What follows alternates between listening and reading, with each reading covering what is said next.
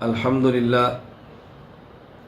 للہ وحدہ لا شریک لہ والصلاة والسلام علی من لا نبی بعد اما بعد فاعوذ باللہ من الشیطان الرجیم بسم اللہ الرحمن الرحیم ما کان محمد ابا احد من رجالکم ولکن رسول اللہ وخاتم النبیین وکان اللہ بکل شیء علیما اللہم صلی علی محمد وعلی آل محمد کما صلیت علی ابراہیم وعلی آل ابراہیم انک حمید مجید اللہم بارک علی محمد وعلی آل محمد کما بارکت علی ابراہیم وعلی آل ابراہیم انک حمید مجید۔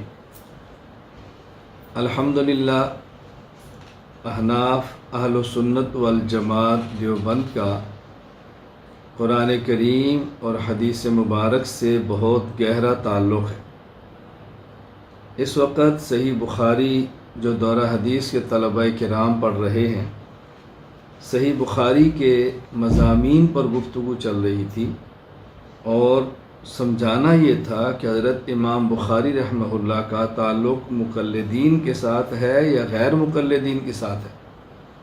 ہم یہ سمجھتے ہیں کہ حضرت امام بخاری نور اللہ مرقدہ کا تعلق مقلدین کے ساتھ ہے، غیر مقلدین کے ساتھ نہیں ہے۔ ہم آج کے سبق میں اس بات پر بات کریں گے کہ حضرت امام بخاری نور اللہ مرقدہ نے اپنی صحیح بخاری میں جو ابواب قائم فرمائے ہیں، جنہیں ترجمۃ الباب بھی کہتے ہیں، ان عنوانات کو دیکھیں اور پھر مقلدین احناف کو دیکھیں تو اندازہ ہوگا کہ حضرت امام بخاری رحمہ اللہ کس مزاج کے ہیں، ان کا تعلق کن سے ہے۔ یہ بات تو معروف ہے، آپ جانتے ہیں، فقہ البخاری فی تراجمہ، کہ حضرت امام بخاری رحمہ اللہ کی جو فقہ ہے، جو مسائل ہیں، وہ ہیں جو اپنے تراجم میں وہ سمجھاتے ہیں، ترجمۃ الباب میں۔ حضرت امام بخاری رحمہ اللہ تعالی حضرت امام شافعی رحمہ اللہ کے مقلد ہوں یا امام احمد بن حنبل کے ہوں، بہرحال مقلد ہیں۔ احناف اور شوافی کا اجتہادی مسائل میں اختلاف موجود ہے، اس سے انکار نہیں ہے، لیکن جو بنیادی باتیں ہیں اس پر احناف اور شوافی متفق ہیں، اور حضرت امام بخاری رحمہ اللہ بھی اس پر متفق نظر آتے ہیں۔ میں آج آپ کی خدمت پہ چند ایک ابواب پیش کرتا ہوں اپنی بات کو سمجھانے کے لیے۔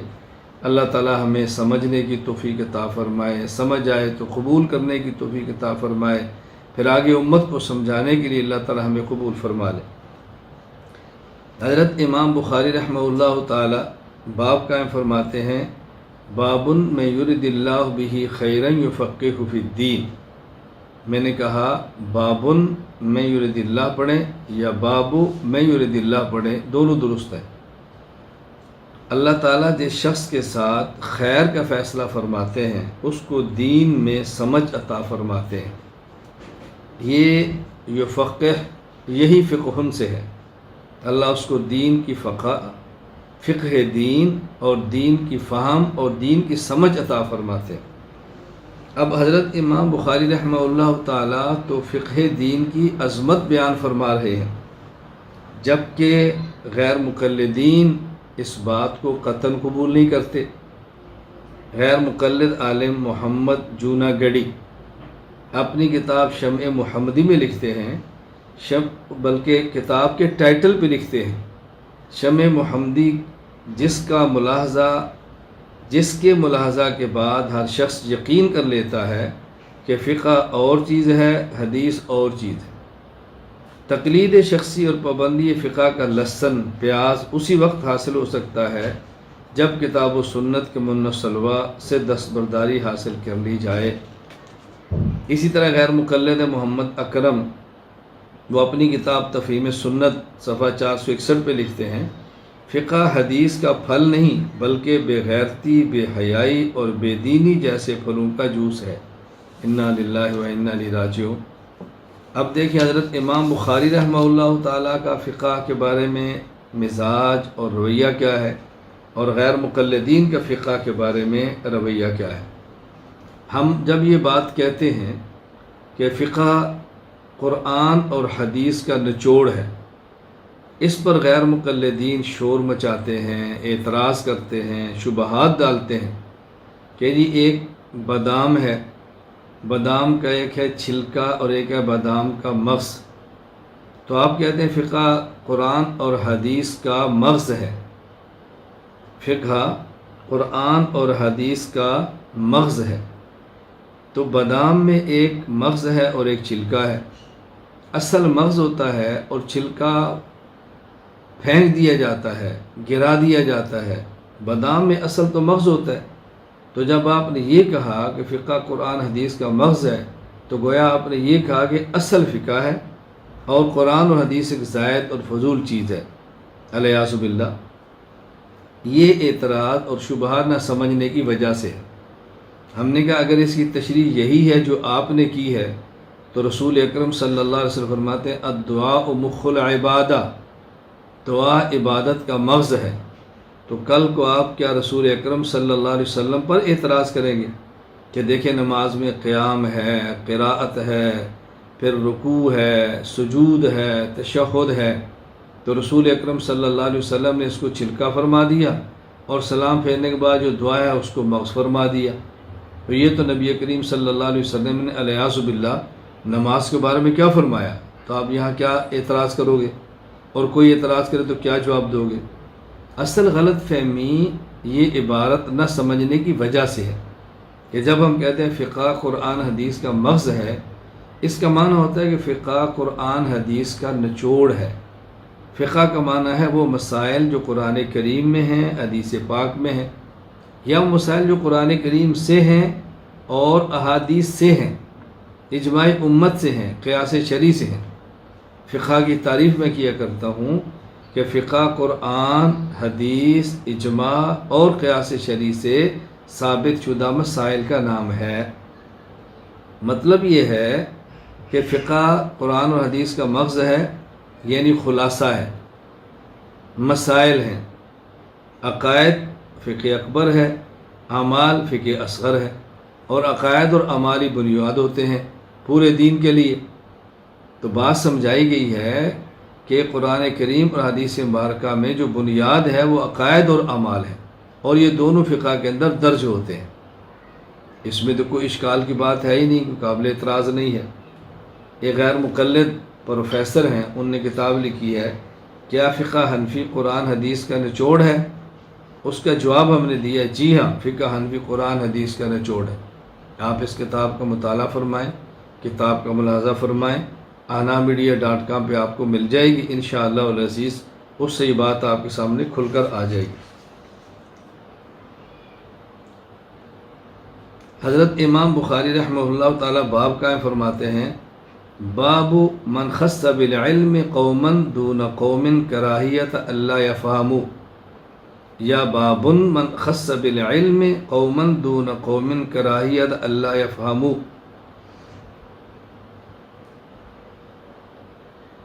اس کا خلاصہ کیا ہے کہ بعض علوم بعض کے ساتھ مخصوص ہوتے ہیں، بعض علوم بعض کے ساتھ مخصوص ہوتے ہیں، یعنی بعض باتیں بعضوں کو بتائی جاتی ہیں اور بعضوں کو نہیں بتائی جاتی۔ جن کو بتائی جاتی ہیں اس لیے کہ وہ اس کو سمجھتے ہیں، اور جن کو نہیں بتائی جاتی وہ ان کی سمجھ سے بالا تر ہوتی ہے۔ یہ امام بخاری رحمہ اللہ فرما رہے ہیں۔ اب یہی بات ہم عرض کرتے ہیں کہ دیکھو ایک فن ہے عقائد کا، ایک فن ہے فقہ کا، ایک فن ہے تصوف کا۔ تصوف کی باریک باتیں جو فنی چیزیں ہیں عوام کی سمجھ سے بالا تر ہیں، لہٰذا ان کو عوام کے اندر بیان نہیں کرنا چاہیے، خصوصاً صوفیہ کی وہ باتیں جو عام کیا بسا اوقات اچھے خاصے پڑھے لکھے بندے بھی نہیں سمجھ پاتے، اس کو عوام میں پھیلا کر فتنہ اور انتشار پیدا کرنا یہ ہرگز درست نہیں ہے۔ کبھی وہ مسائل کو لیں گے جو خواتین کے لیے لکھے ہیں، بیان مردوں میں کریں گے۔ اب خواتین کے مسائل تو خواتین سمجھتی ہیں، اور مردوں میں بھی عام مجمع میں، لونڈوں میں، بچوں میں، اور بازاری گندی زبان کے ساتھ، تاکہ وہ بات سمجھیں گے نہیں اور فتنہ کا موقع مل جائے گا۔ تو یہ غیر مقلدین کی عادت ہے۔ صوفیاء کی عبارات مثلا وحدت الوجود کو لیں گے، عوام میں بیان کریں گے، کیونکہ عوام کی فہم سے بالا تر ہے تو فتنہ پھیلائیں گے۔ تو حضرت امام بخاری فرما رہے ہیں نہیں، جو قوم جس کی اہل ہے وہی باتیں ان کے سامنے بیان کی جائیں، اور جو قوم جس کی اہل نہیں ہے وہ قوم کے سامنے بیان نہ کی جائیں۔ میں نے کہا تھا کہ ایک پنجابی شاعر ہے میاں محمد، وہ کہا کرتے تھے خاصاں دی گل عامہ اگے جائز نہ آئی کرنی، کھیر پکا میاں محمد جویں کتیاں اگے دھرنی۔ خواص کی بات عوام کے سامنے لانا ایسے ہی ہے کہ جیسے دودھ اور چاول کی کھیر بنا کے، میٹھا ڈال کے، بہترین لذیذ بنا کے کسی کتے کے آگے پھینک دو۔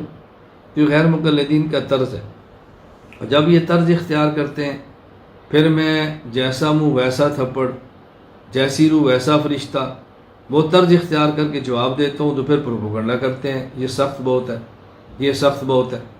میں صرف ایک واقعہ عرض کر دیتا ہوں۔ ایک ہمارے دوست ہیں ڈاکٹر، بہت اچھے، مجھے فرمان لگے کہ غیر مقلد بہت تنگ کرتا ہے، بہشتی زیور لے کر آتا ہے، کہتا ہے جس میں دیکھو یہ مسئلہ لکھا ہوا ہے، اگر کوئی خاتون حاملہ ہو وہ دائیا ڈاکٹر کے پاس جائے اور وہ ان کے فرج میں انگلی داخل کرے چیک اپ کرنے کے لیے، جب انگلی باہر نکالے اگر اس پر تری لگی ہو، گیلا پن ہو تو روزہ ٹوٹ گیا، وہ حاملہ روزے کی حالت میں تھی، اگر نہیں لگی تو نہیں ٹوٹا۔ یہ بہشتی زیور ہے یا سیکسی زیور ہے؟ دیکھو کتنے گندے مسائل اس کے اندر درج کیے گئے ہیں۔ میں نے ان صاحب سے کہا ان سے یہ پوچھو کہ مسئلہ آپ کے لیے ہے یا عورت کے لیے؟ جب مسئلہ عورت کے لیے ہے تو آپ کو کیا پریشانی لگی ہوئی ہے؟ اب میں تو اب جس انداز میں ان کو سمجھاتا ہوں نا، وہ ابھی نہیں طرز اختیار کر رہا کہ ہماری درسگاہ ہے، پھر صحیح ان کو بات سمجھ آتی ہے۔ میں نے کہا اگر یہی قابل اشکال چیز ہے تو ہدیۃ المہدی آپ اٹھائیں، اس میں آپ کے غیر مقلد مولانا کیا لکھ رہے ہیں؟ وہ کہتے ہیں من ادخل خشبتن فی دبرہ فاخرج فلم یفطر، اگر کوئی شخص لکڑی لے لے، بڑے پیشاب کی جگہ پہ داخل کرے، پھر اس کو باہر نکالے تو روزہ نہیں ٹوٹتا۔ میں نے کہا بتائیں اس کو آپ کس کھاتے میں ڈالیں گے؟ انگلی کیسے چلی جاتی ہے وہ تو سمجھ آتی ہے، اور یہ لکڑی کیسے جاتی ہے سمجھاؤ۔ وہ ڈاکٹر تھے، میں نے کہا آپ 3 فٹ لمبا ڈنڈا لے لو، 3-4 انچ موٹا رکھ لو، ویسے کو بھی یہ پردے کے پیچھے جاؤ ذرا دکھاؤ۔ اس نے ڈاکٹر نے کہا مولانا وہ میرے پاس آیا، میں نے یہی کیا، وہ دن اور یہ دن میری دکان کلینک کے قریب نہیں بٹکا ہو۔ اب دیکھیں ہوش ٹھکانے آ گئے نا۔ تو علاج بالمثل ہوتا ہے، جب ایسی بات کہتے ہیں تو پھر ہمارے ساتھ بھی بس اوقات اشکال ہوتا ہے کہ مولانا کا لہجہ سخت ہے۔ میں نے کہا آپ نے وہ نہیں دیکھا وہ باتیں عوام میں کیا پھیلا رہے ہیں۔ خیر میں عرض کر رہا تھا کہ جو بات جہاں کہنے کی ہے وہیں کہی جائے، اور جو جہاں کہنے کی نہیں ہے وہ نہ کہی جائے۔ خواص کی باتیں عوام میں بیان کر کے خصوصاً ان پڑھ لوگوں میں فتنہ نہیں پھیلانا چاہیے۔ یہ حضرت امام بخاری رحمہ اللہ کا مزاج نہیں ہے۔ حضرت امام بخاری رحمہ اللہ ایک باب قائم فرماتے ہیں، باب اہل العلم والفضل احق بالامامہ، یا باب اہل العلم والفضل احق بالامامہ۔ جب نماز پڑھانے کا وقت آئے تو امامت کے لیے کون سا شخص زیادہ اہل ہے؟ امام بخاری رحمہ اللہ سمجھا رہے ہیں کہ وہ شخص جو علم و فضل میں بڑھ کر ہو، عالم بڑا ہو، علم زیادہ ہو، ایسے شخص کو امامت کا دوسرے شخص کی نسبت زیادہ حق ہے۔ اور یہی بات احناف بیان کرتے ہیں کہ جس شخص کے پاس علم زیادہ ہو اس کو مصلی کا امام بنانا چاہیے، اس کو مصلی کا امام بنانا چاہیے، نمازیوں کے آگے اس کو کھڑا کریں، چونکہ نماز کے دوران مسائل پیش آتے ہیں، کس مسئلے سے نماز ہوتی ہے، کس سے نہیں ہوتی، کس سے سجدہ سہو ہوتا ہے، کس سے نہیں ہوتا، کہاں نماز واجب الاعادہ ہے، کہاں واجب الاعادہ نہیں ہے۔ اب یہ وہی شخص صحیح طرح سمجھتا ہے جن کو مسائل کا علم ہوگا۔ مسائل کا علم نہیں ہوگا تو کہیں ایسا نہ ہو کہ دوسروں کی نماز ٹھیک کرنے کی بجائے خراب کر دے، اپنی بھی نماز خراب کرے دوسرے کی بھی کرے۔ اس لیے احق بالامامہ وہ شخص ہے جو عالم ہو، اور اس کے پاس علم دوسروں سے زیادہ ہو، اس کا خیال کریں۔ وہی بات ہم کہتے ہیں، وہی بات امام بخاری رحمہ اللہ بھی فرما رہے ہیں۔ اب باب پہ توجہ دیں۔ یہاں بھی ایک بات آئی تو میں عرض کرتا چلا جاؤں کہ احناف نے مستقل ایک ترتیب بنائی ہے کہ امام کیسا شخص ہونا چاہیے۔ مثلا عالم الناس، جس کے بعد علم زیادہ ہو۔ اگر دو شخص علم میں مساوی ہوں، اقرأہم، جو ان میں قرآن کریم بہت اچھا پڑھ سکتا ہو۔ اگر اس میں مساوی ہو تو پھر اوراہم، جو ان میں تقوی میں آگاہ ہو۔ اور اگر اس میں بھی تقریر میں مساوی ہو تو پھر احسبہم، جو خاندانی حسب نسب میں بہت آگے ہو۔ یوں ترتیب بنائی ہے کہ یہ اس طرح۔ اس میں ایک جگہ پر لکھا ہے، ہمارے حناف فرماتے ہیں کہ اصغرہم عضواً۔ اب اس جملے کو لے کر غیر مقلدین عوام میں شور ڈالتے ہیں کہ دیکھو جی احناف نے لکھا ہے اصغرہم عضواً، امام ایسے شخص کو بنائیں جس کا عضو چھوٹا ہو۔ تو کیا امام کو چیک کریں گے؟ امام کا چیک اپ کیا جائے گا؟ کیا بے حیائی ہے، کیا بے غیرتی ہے، کیسی فقہ ہے؟ انہی مسائل کی وجہ سے، یعنی ان مسائل کو نہ سمجھنے کی وجہ سے، یہ میں نے ابھی حوالہ پیش کیا پروفیسر اکرم وغیرہ، وہ یہ باتیں لکھتے ہیں چونکہ سمجھ نہیں سکے بیچارے، عقل نہیں ہے، دماغ نہیں ہے، فہم نہیں ہے، اعتراضات کرتے ہیں کہ جنہوں نے یہ لکھا ہے۔ حالانکہ بڑی آسان سی بات یہ ہے کہ عربی زبان میں بعض جملے بطور محاورات استعمال ہوتے ہیں کہ اس جملے سے مراد کیا ہے، اس کا معنی کیا ہے۔ تو عربی زبان میں جس طرح اطول یدن ایک محاورہ ہے، اسی طرح اصغر عضواً ایک محاورہ ہے۔ اطول یدن کا معنی ہوتا ہے کہ فلاں شخص سخی بہت ہے، یا فلاں شخص کے تعلقات ہیں اور قوت اس کے اندر بہت ہے۔ اسی طرح اصغر عضواً کا معنی ہوتا ہے کہ فلاں شخص پاک دامن ہے، عفیف ہے۔ اب دیکھو فقہا محاورہ استعمال کر رہے تھے اور یہ لوگ محاورے کو کہاں فٹ کر رہے تھے۔ اب محاورات کو سمجھنا یہ بھی تو بہت ایک بنیادی چیز ہے۔ اگر آپ کسی بھی جگہ کے محاورات نہیں سمجھیں گے تو آپ بتائیں کہ دین کو کیسے سمجھیں گے؟ تو یہ محاورہ استعمال کیا گیا ہے اور محاورات کو سمجھنا بے حد ضروری ہے۔ کہتے ہیں یہ محاورہ نہ سمجھنے کا نتیجہ کیا ہے؟ کوئی غیر مقلد تھا تو اس نے کہیں ایک جملہ اور محاورہ پڑھ لیا، دوست آں باشد گیرت دستے دوست در پریشاں حالی و درماندگی۔ دوست وہ ہے جو مشکل وقت میں اپنے دوست کا ہاتھ پکڑ لے۔ اس غیر مقلد کا ایک دوست تھا، یہ دونوں سفر میں جا رہے تھے، اس کے دوست کے دشمن آگے، انہوں نے اس کو مارنا شروع کیا، اس نے آگے بڑھ کر اپنے دوست کے ہاتھ پکڑ لیے، ان نے جی بھر کے مارا۔ جب وہ چلے گئے تو اس نے کہا میرے دوست، آپ کو چاہیے تھا میرا ساتھ دیتے کہ ہم دونوں مل کر ان کو مارتے، یا کم از کم تو مجھے چھڑا دیتا، اور یہ آخری درجہ مجھے لڑنے دیتا، تو نے میرے ہاتھ پکڑا کے مجھے ٹھکوائی کر دی، کیسا دوست ہے؟ اس نے کہا میں نے دوستی کا حق ادا کیا ہے۔ تجھے نہیں پتا کہ فارسی زبان کا ایک محاورہ ہے، دوست آں باشد کہ گیرت دستے دوست در پریشاں حالی و در ماندگی۔ دوست وہ ہوتا ہے جو مشکل وقت میں اپنے دوست کا ہاتھ پکڑ لے۔ تو میں نے تیرے مشکل وقت میں تیرا ہاتھ پکڑا ہے، میں نے تو اس محاورے پہ عمل کیا۔ اس نے کہا غیر مقلد ہی ہوتا ہے، او عقل مند آدمی، اور اس کیا سے میں تجھے سمجھاؤں؟ اس کا معنی یہ ہے کہ دوست وہ ہے جو مشکل وقت میں اپنے دوست کا معاون بنے، دست و بازو بنے، اس کے ساتھ تعاون کرے، اس کی مدد کرے۔ اب دیکھیں محاورہ سمجھنے کا نتیجہ کیا نکلا، اپنے دوست کی ٹھکائی کروا دی۔ تو یہ ایک محاورہ ہے، ان محاورات کو سمجھنا از حد ضروری ہے۔ اللہ تعالیٰ میں بات سمجھنے کی توفیق عطا فرمائے۔ حضرت امام بخاری رحمہ اللہ تعالیٰ ایک باب قائم فرماتے ہیں، باب من شبہ اسلم معلوما باسلم مبین قد بین اللہ حکمہما لیفہم المسائل، یا باب من شبہ اصلا یا باب من شبہ اصلا۔ اجتہادی مسائل میں قیاس کرنا جائز ہے، یعنی ایک علت کو دیکھا جائے جو اصل کے اندر موجود ہے، وہی علت دوسری جگہ پر موجود ہے تو اصل والا حکم وہاں جاری کر دیا جائے۔ تو امام بخاری رحمہ اللہ سمجھا رہے کہ اجتہادی مسائل میں قیاس کرنا جائز ہے۔ تو دلائل شریعت 4 ہیں، قرآن، سنت، اجماع امت اور قیاس شرعی۔ دین اسلام کے ہیں 4 اساس: قرآن و سنت، اجماع اور قیاس۔ یہ شعر لکھ لیں، یاد کر لیں۔ دین اسلام کے ہیں 4 اساس: قرآن، سنت، اجماع اور قیاس۔ دین اسلام کے ہیں 4 اساس: قرآن، سنت، اجماع اور قیاس۔ تو قیاس تو ایک دلیل شرعی ہے، امام بخاری اس کو تسلیم فرما رہے ہیں۔ اور غیر مقلدین، اسلام میں اصلی اہل و سنت کی پہچان۔ مصنف عبد القادر جملہ کہتے ہیں غیر مقلدین یہ کار شیطان ہے، الیاذ باللہ، یعنی غیر مقلد کہتے ہیں کہ قیاس کرنا شیطان کا کام ہے۔ استغفر اللہ ربی من کل ذنب و اتوب الیہ۔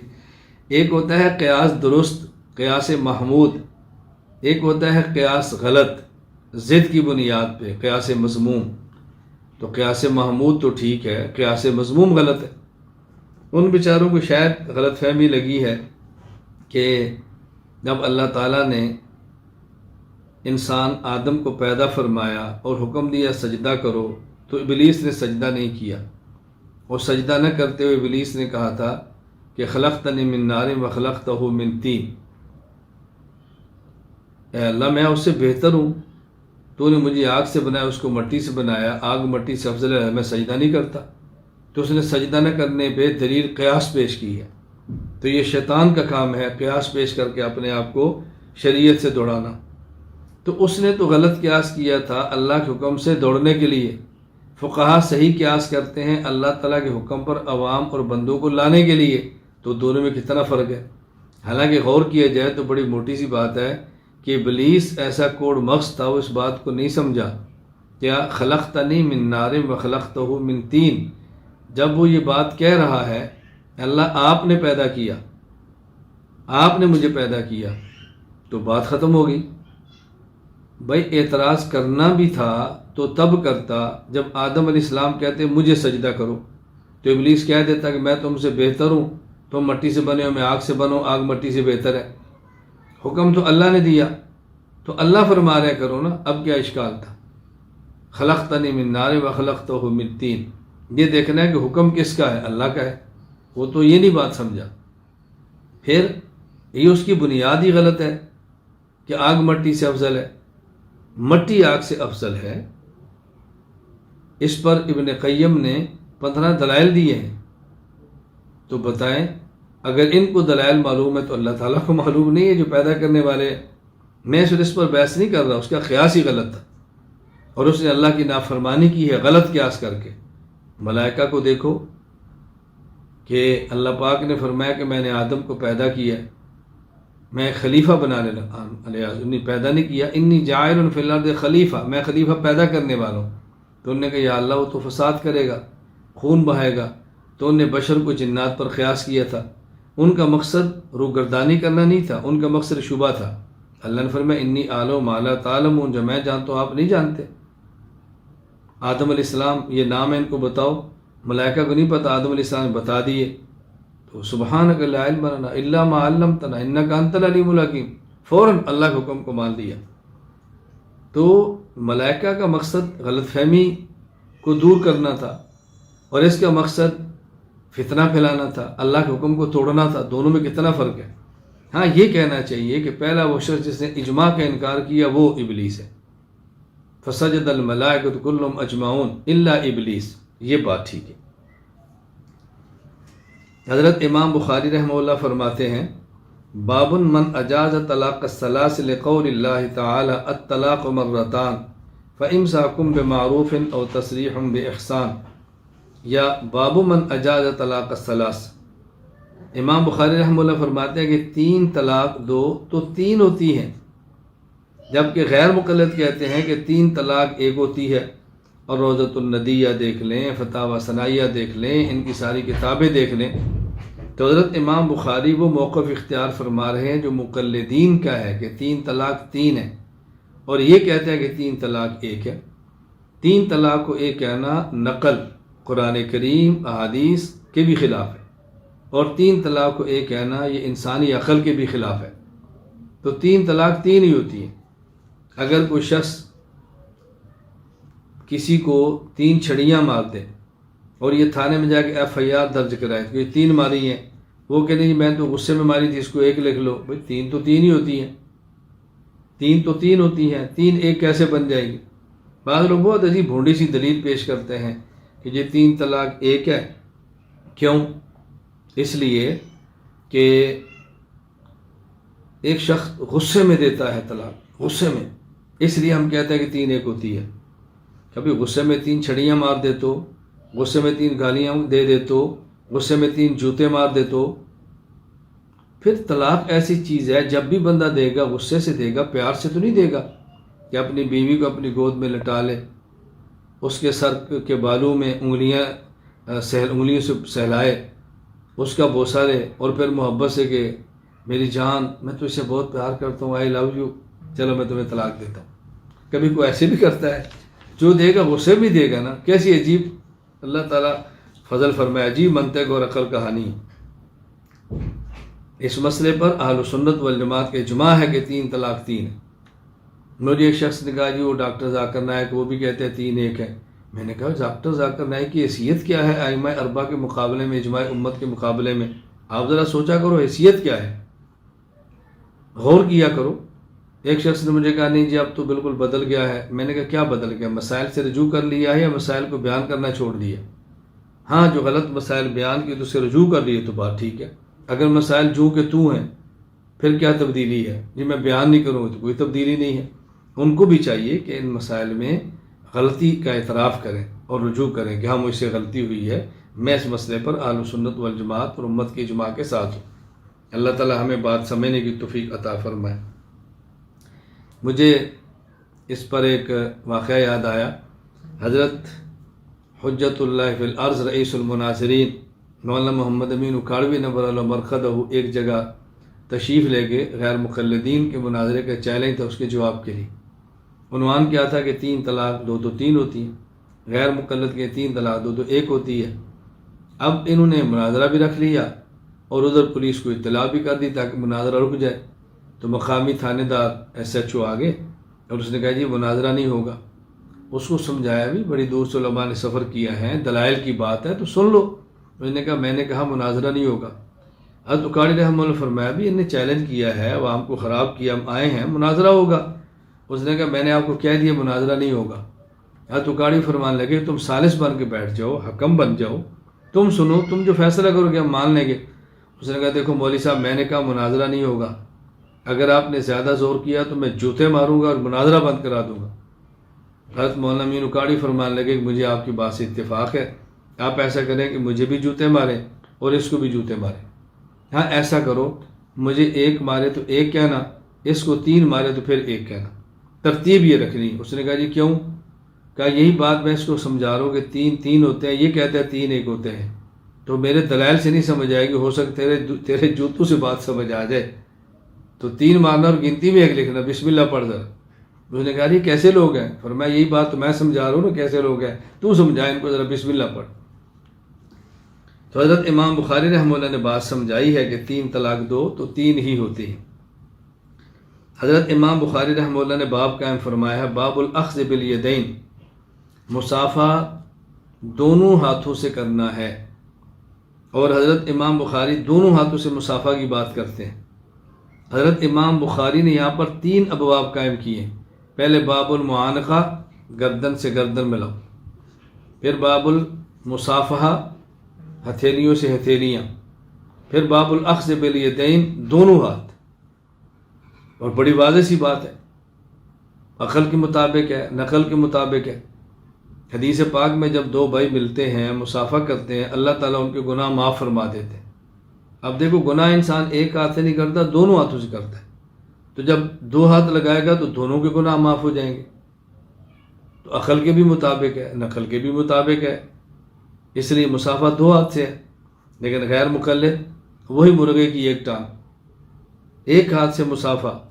آپ عبد الرحمن مبارک پوری کی دیکھ لیں، اور حکیم محمد اسرائیل سلفی کا تحفۃ الحسنہ دیکھ لیں، عبد الرحمن مبارک پوری کی کتاب ایک ہاتھ سے مصافہ اٹھائیں، حکیم محمد اسرائیل سلفی کتاب تحفۃ الحسنہ، نام کیا ہے تحفۃ الحسنہ، اور لکھا گیا ہے ایک ہاتھ، تو مصافہ تو 2 ہاتھ سے ہے۔ یہاں میں ایک بات عرض کروں، ہمیشہ یاد رکھیں جب بھی کبھی ان سے واسطہ پڑے تو یہ دیکھا کرو کہ ان کا ویک پوائنٹ کیا ہے، کمزور پہلو کا وہاں پکڑو اور چلنے مت دو۔ میں سندھ کے سفر پر تھا تو وہاں کوئی ساتھی تھے، ان کے ساتھ ایک غیر مقلد اس علاقے کا آ گیا مولوی جو ان کو خراب کرتا تھا۔ میں نے کہا لے آؤ، آیا، اس نے آتے ہی ہاتھ بڑھایا، السلام علیکم ورحمۃ اللہ وبرکاتہ۔ میں نے ہاتھ نیچے رکھا، میں نے کہا وعلیکم السلام ورحمۃ اللہ وبرکاتہ۔ تو مجھے کہتا ہے سائیں آپ مصافہ نہیں مانتے؟ میں نے کہا میں مٹھائی کو مٹھائی کہتا ہوں، لید کو مٹھائی نہیں کہتا۔ مجھے کہتے ہیں کیا مطلب؟ میں نے کہا کہ سامنے لید رکھ دو، کو مٹھائی ہے تو کون اس کو مٹھائی کہے گا؟ بھائی مصافہ 2 ہاتھ سے ہوتا ہے، 1 ہاتھ سے نہیں ہوتا۔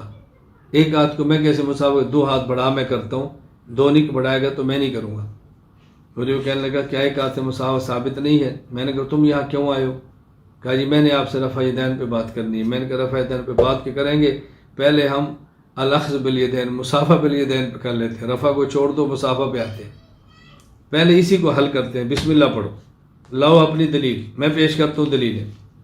میں ایسا کور ہوا میں کیا بتاؤں، اس کی ذلت کا بعد تماشا دیکھنے والا تھا، لڑکے حیران رہ گئے۔ میں نے کیسے کہو، اس نے سب سے پہلے اعتراض مجھ سے مصافہ پر کیا، اس پر بات کر لیتے ہیں، اس کے بعد اگلی بات دیکھیں گے۔ رفع الیدین کا مسئلہ کو ان کا مضبوط نہیں ہے، کوئی دلائل پختہ نہیں ہے، لیکن اس پر ان کو تھوڑا سا ناچ ہوتا ہے بھی اس میں حدیثیں ہیں، گوشت کا مفہوم اور وہ نہ سمجھے ہوں، لیکن وہ کود لیتے ہیں اس پر خاموش۔ میں نے کہا بسم اللہ پڑھو، اس کا اس سے کوئی جواب نہیں بن سکا۔ سو امام بخاری رحمۃ اللہ علیہ دونوں ہاتھوں سے مصافہ کی بات کرتے ہیں، غیر مقلدین ایک سے کرتے ہیں۔ حضرت امام بخاری رحمہ اللہ باب کیا فرماتے ہیں، باب الاقتداء بسنن رسول اللہ صلی اللہ علیہ وسلم وقول اللہ تعالی وجعلنا للمتقین اماما قال ائمة نقتدی بمن قبلنا ویقتدی بنا من بعدنا۔ باب الاقتداء یا باب الاقتداء بسنن رسول اللہ، دونوں ٹھیک ہے۔ باب الاقتداء یا باب الاقتداء دونوں ٹھیک ہے، جو چاہے عنوان اختیار کر لیں۔ اب یہاں حضرت امام بخاری رحمہ اللہ تعالی تقلید پہ بات کرتے ہیں، ائمۃ نقتدی بمن قبلنا، اللہ اکبر، ہم پہلوں کی اقتداء کریں اور بعد والے ہماری اقتداء کریں۔ غیر مقلدین تقلید کو شرک کہہ رہے ہیں، دن رات تقلید خلاف تقریریں ہو رہی ہیں۔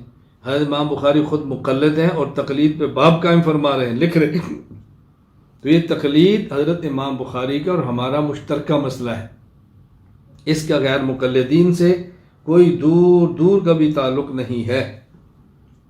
لیکن ضروری ہے کہ آدمی تقلید کا معنی سمجھے، تقلید پر دلائل دیکھے، تقلید پر اعتراضات کے جوابات دیکھے۔ اپنے موقع پر جب یہ مسائل آئیں گے تو میں انشاءاللہ تفصیل سے بات کروں گا، انشاءاللہ العزیز، انشاءاللہ تقلید پر تفصیل سے بات کریں گے۔ تقلید کی جو تعریف ہے نا موجودہ وقت میں، وہ بہت اہم ہے۔ مسائل اجتہادیہ میں ایسے مجتہد کے مفتہ بہا مسائل کو بلا مطالبہ دلیل مان لینا، جس کا مجتہد ہونا دلیل شرعی سے ثابت ہو اور اس کا مذہب اصولاً و فروعاً مدون ہو کر مقلد کے پاس تواتر کے ساتھ پہنچا۔ اب تعریف کریں، میں دیکھتا ہوں اس پر اشکال کون کرتا ہے، وہ چلتا آگے کیسے۔ تعریف یہ کریں، اس دور میں تقلید کا معنی یہ ہے۔ یہ غیر مقلد مجھے ملا تو کہنے لگا جی تقلید کرنی چاہیے۔ میں نے کہا آپ کا کیا خیال ہے؟ مجھے کہتا ہے میں تو سمجھتا ہوں تقلید نہیں کرنی چاہیے۔ میں نے پوچھا وجہ؟ کہ اس لیے کہ تقلید کہتے ہیں بلا دلیل بات ماننا، تقلید کہتے ہیں بلا دلیل بات ماننا، تو بلا دلیل بات تو نہیں ماننی چاہیے۔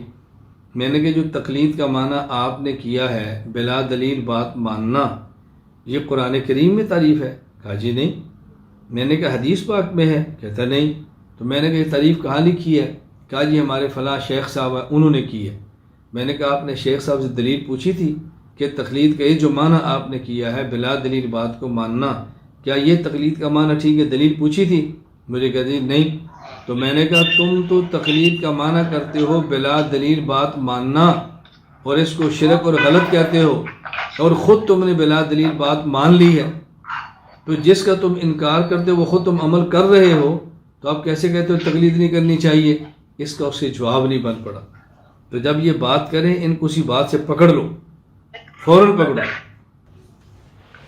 یہ بالکل ایسی ہے. ایک واقعہ میرے ساتھ پیش آیا، درس قرآن میں نے دیا، اس کے بعد ایک صاحب ملے تو مجھے کہنے لگے حدیث حجت ہے.